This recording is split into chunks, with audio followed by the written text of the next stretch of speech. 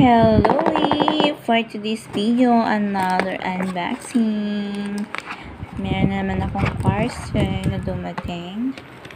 And let's see what inside. Ayan.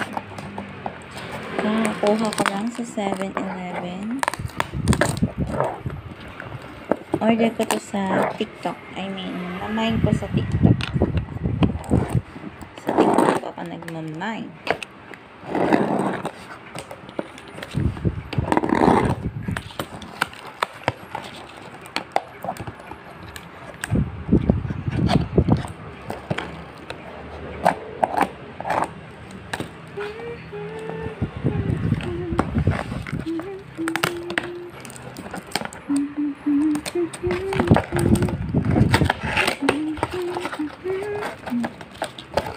Hindi to sa sapatos, nilagay lang sa sapatos.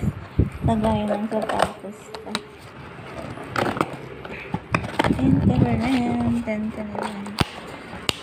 Hirap naman unain ito.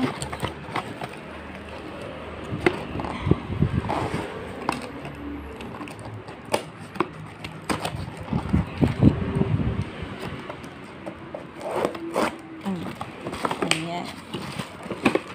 Ayan. Ito yung naman ko. Ayan. Cetaphil Moisturizing Cream. Ito is 460 ata to. Ito maganda sa dry to very dry skin and sensitive skin. So, maganda tong Cetaphil. Para sa mga sensitive ang skin dyan. Try nyo to. Kahit moisturizing cream lang. Ayan. And meron tayong isa pang vitamin omega 3 fish oil. So, ito naman is Kirkland.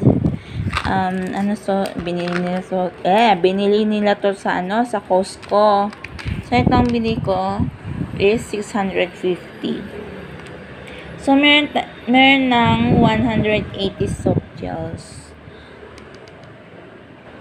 So, meron tayong pang 3 months, pang 4 months. Ayan. Depende sa paggamit natin. I guess, one soap gels lang naman a day. Ayan.